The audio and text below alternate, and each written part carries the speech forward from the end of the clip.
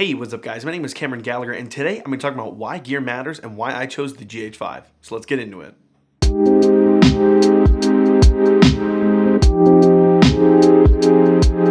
So if you're new to this YouTube channel, please be sure to like and subscribe. We're going to be doing tons of different behind the scenes videos, especially a lot of the stuff now with the GH5 and some of the new equipment that I both have and I'm purchasing. So in today's episode, you'll have to excuse my headphones. I just want to make sure that we're getting some good audio. I'm trying a little bit of a new setup here, so kind of bear with me a little bit. But if you're new to the channel and you don't know who I am, I own two video production companies. SB Weddings, which is primarily a wedding films company as well as wedding photography.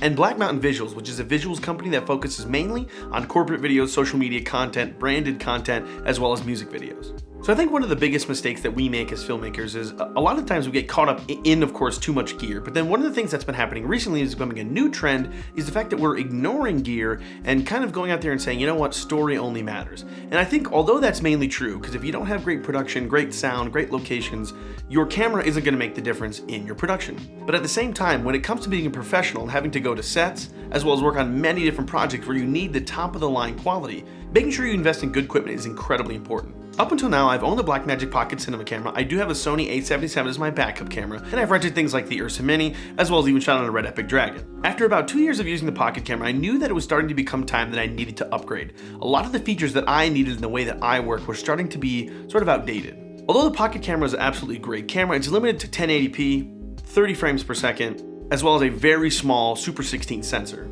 Lastly, the biggest problem that I had with the Blackmagic Pocket Cinema camera was actually its color. Now, although you might be thinking, well, the camera shoots RAW, so why can't you just shoot RAW?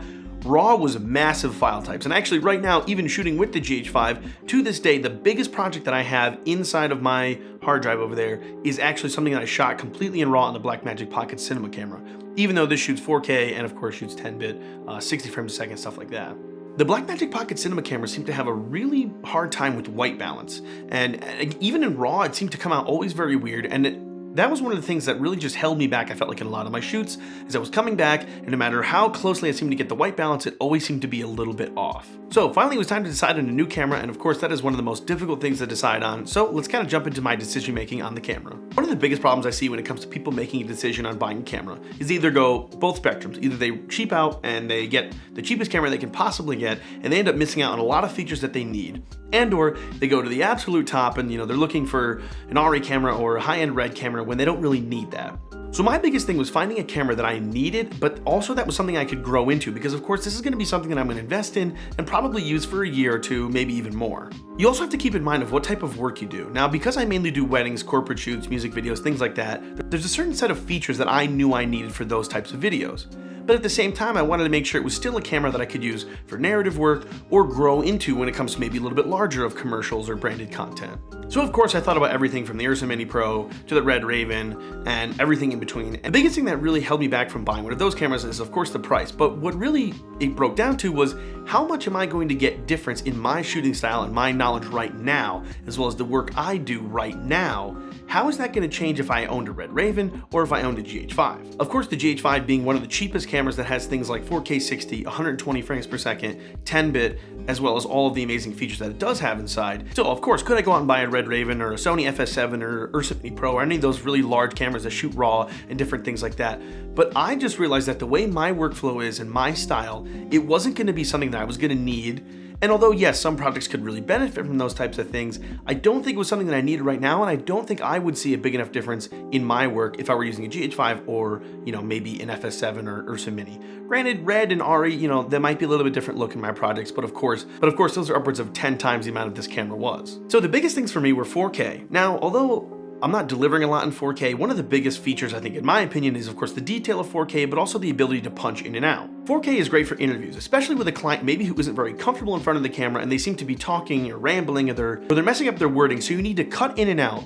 But of course it can be very distracting if you're just cutting, kind of like I am now, but of course this is a little bit of a YouTube video, different style. Most corporate companies don't like that, so when you can punch in about 4 times the amount, it looks like you have a second camera, which also may add some production value. Same for weddings. Sometimes I'm in a ceremony where I have to be way far back, and even with the longest lens I possibly have, and I want to get an even closer shot, having 4K is nice because I can easily punch in and get a really nice close shot, even though I wasn't that close. So is 4K super important? It's important to me, but also it's not the top of my list. High frame rates was probably one of the most, if not the most important thing on my list. One of the reasons why I love using high frame rates such as 60 frames or 120 frames is I think slow motion adds a lot to a production and just its production value itself, but it also helps with shooting B-roll. A lot of the times I'm doing run and gun shoots where I'm shooting a ton of different B-roll, and one of the problems that can come up is maybe I only have an hour in a certain area, or maybe even a couple minutes at a certain task that's being done. So to go in and shoot at 24 frames a second, maybe I only have 30 seconds of actual usable clips. But if I were to shoot at 60 frames or 120 frames, suddenly that 30 seconds of usable clips is much longer. So after all my research, I decided the GH5 was pretty much the camera for me, and it was just about everything that I needed. Now, of course, I did rent this camera for 3 different occasions before I had bought it because I do want to make sure that it was something that was going to work for me. One of the biggest mistakes I see people do is they go out and they instantly buy a camera with no actual personal experience with it, because you start to learn a lot of the little quirks and things that may not work perfectly on the camera, and you can see if that's something that you can deal with. One of the nicest things about the GH5 that I also learned about after was some of the custom menu buttons. Now, although I don't use a ton of them for different settings and things like that, what I did was I set up my custom menus with different spaces. So I have 24 frames on my first one, I have 60 frames on my second one, and then on the last C3 setting, I have 3 different ones inside of that.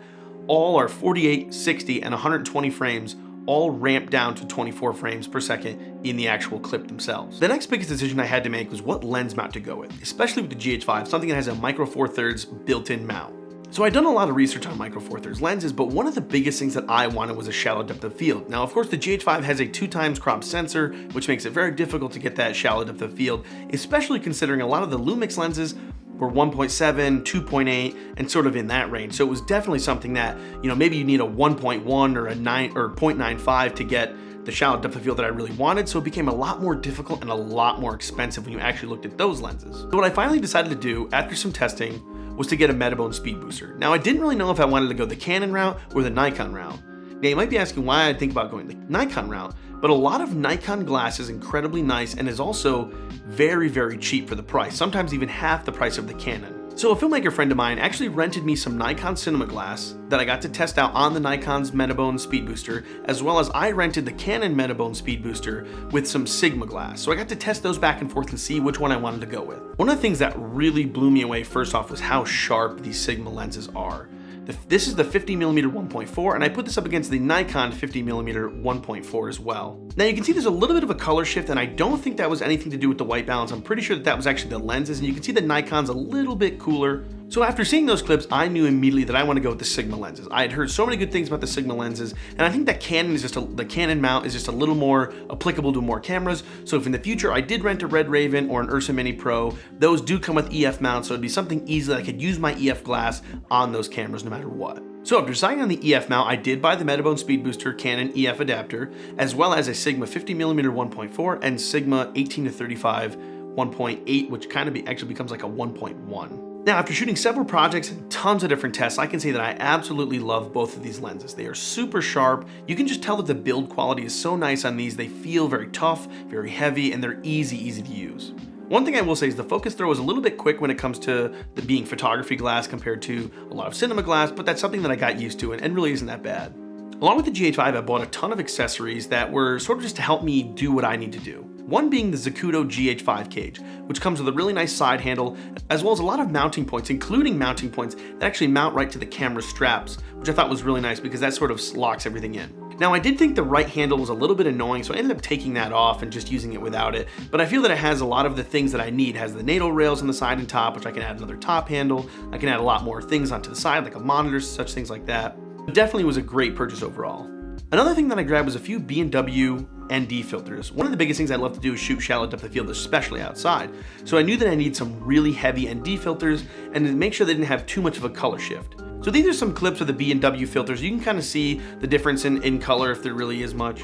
One of the things I just picked up was this Movo microphone. It's kind of like the Rode Video Mic Go, and I really like it. I mean, you can kind of hear the sound on it now, and honestly, I probably could have filmed a lot of this video with that, but of course I decided not to, and I use my shotgun mic because my shotgun mic is a lot better. But it's definitely great for scratch audio, and if you're doing like vlogging or something, it's a little bit cheaper than the Video Mic Go, and I think it's a little bit nicer. There is a slight rumble to it, but I can easily take that out in Premiere. So I do plan on buying another lens, the 135 from Canon. I was gonna go with the Sigma, but I think the $400 price difference doesn't really make up for that 0.2 the 0.2 of an f-stop or third of a stop, whatever it may be. So anyway, I'm planning on getting the Canon 135 very soon, as well as possibly a small HD focus or small HD 701 monitor. Both of these monitors look very intriguing to me. I love the idea of having a bigger monitor. You know, the GH5 has a 3-inch nice monitor, but I think it's just better to be able to see a little more, be able to make sure I get my focus correctly, as well as a lot of the exposure tools that some of those monitors have. I also plan on getting some magnetic threads for the ND filters so I can easily take them on and off lenses and move around as quickly as possible. So I'm gonna play a bunch of different test clips that I took, as well as some different footage on some projects, some weddings, different things like that. So I hope you guys enjoyed this video. I hope this was informative to you, and I hope that this can kind of help you decide that maybe you don't need the most expensive camera in the world, but I think you need to get the camera that works best for you. And in my case, it was the GH5, and I completely recommend this camera to anybody who thinks about picking up, as well as all of the accessories. I'm gonna make sure to leave a link down in the description below of all the different accessories and the camera equipment that I use. These are all Amazon affiliate links, so if you do purchase from those, it definitely helps out the channel. And by purchasing through those associate links, it really helps me get some new equipment to try out. We can do more videos and kind of do some different tests, things like that. So I hope you guys enjoyed this video, and I hope it was informative, and I hope to see you guys soon.